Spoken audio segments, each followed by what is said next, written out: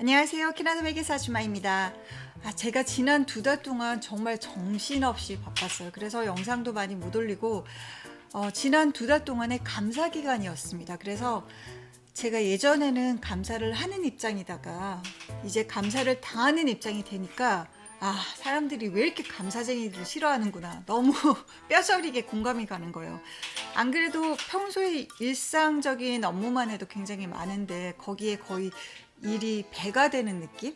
일상적인 업무 있는 데서 또 거기에다가 감사 준비를 해야 되니까 굉장히 일이 많아서 매일 야근을 하고 주말 동안에도 거의 지난 2달 동안은 항상 일을 했어요. 그래서 약간 좀 멘붕이 왔어요. 이게 저는 솔직히 스트레스를 약간은 즐기는 편이거든요. 어느 정도 스트레스가 있어야지 삶에 활력이 된다고 생각을 하는데 그게 어느 선까지는 건강한 스트레스인데 이게 넘어가면 진짜 멘붕이 오는 그런 레벨 알죠. 그래서 일이랑 일상생활 자체가 그냥 경계선이 모호해지는 계속 일 이러다 보니까 스트레스를 너무 많이 받으니까 어떻게 내가 매니지를 해야 되나 그런 생각을 해서 오늘은 거기에 대해서 일에서 받는 스트레스를 제가 어떻게 관리하는지에 대한 얘기를 해볼까 합니다. 얼마 전에 제가 아는 동생과 나눈 대화 중에 하나가 일에서 속상한 일이 있는데 남편이나 남자친구들한테 얘기를 하면 공감을 잘 안 해줄 때가 있다. 그 일에서 받는 스트레스를 어떻게 해소를 하느냐 그런 얘기를 했는데 저는 집 이외 바깥쪽에서 오는 스트레스를 남편이나 혹은 어머니 혹은 친구 이런 사람들에게 절대 이야기를 안 해요. 저는 일에서 속상한 일이 있으면 그냥 그러고 말아요. 얘기를 안 해요.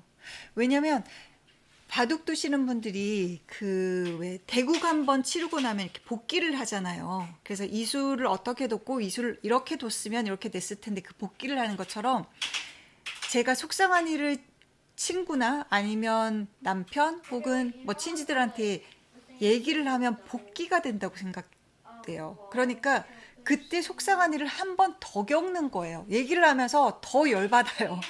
근데 그렇게 속상한 일을 얘기를 해서 확 풀리면 괜찮은데 그런 분들도 분명히 있을 거예요. 얘기를 하고 나면 오히려 좀 이렇게 뭔가 풀리는 느낌이다. 근데 저는 그게 아니라 속상한 일을 한 번 더 겪고 또 절대로 남편이나 우리 가족이나 친구들이 내 입장에 100%를 이해할 수 있다고 생각 안 해요.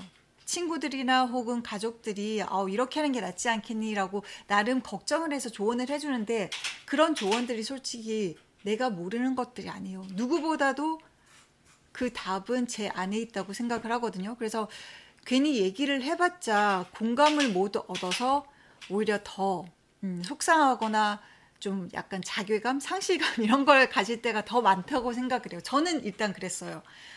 그래서 그런 일들은 어차피 이야기를 해서 복귀가 되고 더 속상해지고 얘기하고 나면 더 허탈하고 이럴 바에는 차라리 이야기를 그냥 안 하고 한 번 속상한 일은 그냥 거기에서 묻어두는 게 저는 낫다고 생각을 합니다. 그래서 일단 저는 그런 일에서 받는 스트레스나 속상한 일들을 이야기하지 않아요. 그게 저의 첫 번째 매니지하는 방법이고요. 두 번째는 제가 무언가 분출할 수 있는 그게 어떤 것이든 간에 분출할 수 있는 창구를 하나 만들어 둡니다.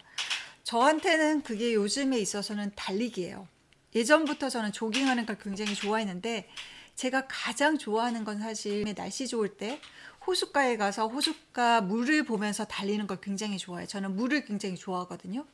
그래서 예전에 어릴 때는 직접 물에 가서 물놀이 하는 걸 좋아했지만 요즘은 그냥 물만 바라만 봐도 그냥 속이 뻥 뚫리는 것처럼 굉장히 속이 시원하고 마음이 이렇게 차분해지면서 굉장히 기분이 좋아요.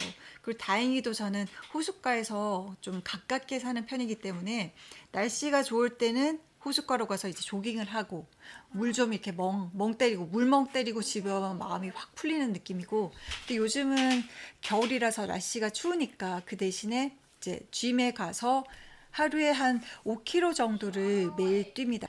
어떤 사람들은 그래요. 그 러너스 하이라 그래서 뛸 때 막 희열을 느낀다고. 저는 절대로 이해를 못 하겠어요. 왜 희열을 느끼지? 어떻게? 너무 힘든데? 전 뛸 때마다 힘들거든요, 솔직히. 제가 뛴 게 지금 몇 년째인데 뛸 때마다 힘들어요. 매일 힘들어요. 그래도 그 힘든 걸 참고 나면 딱 5km 다 뛰고 나서 숨이 막 이렇게 됐을 때 그 희열, 그러니까 끝났다. 내가 힘든 걸 끝냈다. 예전에도 그때 얘기했어. 화장실 오래 참았다가 딱 휴게소 갔을 때 그런 느낌처럼 막 힘든 걸 딱 끝냈을 때 확 그런 희열이 좀 있는 것 같아요. 그리고 저는 뛸 때 좀 험하게 뛰는 편이거든요. 그게 무슨 말이냐면 이렇게 막 멋있게 나이키 선전에서처럼 막 멋있게 이렇게 뛰는 게 아니라 막 뛰면서 막 욕도 하고 쌍욕도 하고, 내가 열받는 일이 있을 때 누군가 때문에 열을 받았다 하면 그 사람을 생각하면서 막 쌍욕도 날리면서, 이제 가는 체육관에 어차피 한국말을 알아듣는 사람이 거의 없을 거니까 막 별의별 욕을 다 하면서 막 어쩌고저쩌고 막 식빵 나오고 개이 나오고 막 그렇게 다 욕을 하면서 막 굉장히 그 차인표 씨 분노의 양치질 있잖아요. 그런 느낌으로 분노의 조깅을 해요. 그러면 굉장히 좀 뭔가 속이 시원하고 뻥 뚫리는 것 같고, 그리고 딱 힘든 걸 끝내고 나면 왜 오늘 이렇게 막 혼자 씩씩대면서 더워 뭐 몸만 욕을 다 하면서 뛰고 나면 이렇게 속이 좀 시원해지는 그런 느낌이에요. 그래서 스트레스를 분출하는 창구로 매일 뛰는 이유가 정신 건강에도 좋고 또 체력 단련에도 좋기 때문에, 저는 사람들한테 뛰는 걸 굉장히 권장하는데 사람들이 이해를 못 하더라고요. 힘든 게 왜 좋냐고. 근데 저는 그렇게 힘들게 뛰고 나면 이렇게 속이 좀 뻥 뚫리는 게 있어요. 그래서 저는 그게 두 번째로 매니지하는 방법입니다. 각자 자기만의 스트레스를 매니지하는 방법이 있을 거예요. 근데 그게 굉장히 중요한 것 같아요. 그런 창구 하나를 마련해 두는 게. 예전에는 김정기 선생님께서 라이브 방송을 유튜브에 자주 하실 때는 그걸 보면서 막 채팅창에 막 농담 치고 그러면 제 채팅을 읽어주실 때마다 막 굉장히 막 너무 좋아. 막 김정기 선생님 내 이름 얘기해서 굉장히 막 그 덕질에서 오는 기쁨도 굉장히 많았는데, 요즘엔 좀 라이브를 안 하세요. 많이 바쁘신지. 그래서 그 덕질에 대한 기쁨은 조금 요즘 덜합니다. 좀 슬프네요. 근데 덕질을 하든 뭐 게임도 좋다고 생각을 해요. 그게 어느 정도 한정된 그 시간만 있으면.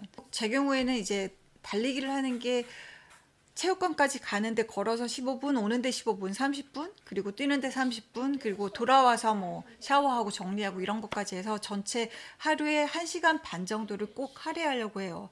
그게 아무리 바빠도 1시간 30분을 낭비하는 게 아니라 그 1시간 30분 때문에 내가 나머지의 뭐 12시간, 15시간 이렇게 길게 일할 수 있는 이유가 그 창구가 있기 때문인 아닌가 하는 생각을 하거든요. 이게 제가 어떻게 일에서 받는 스트레스를 관리하는 방법이었습니다. 여러분들은 어떻게 관리하는지 궁금하네요. 오늘 이야기 여기까지였습니다. 감사합니다.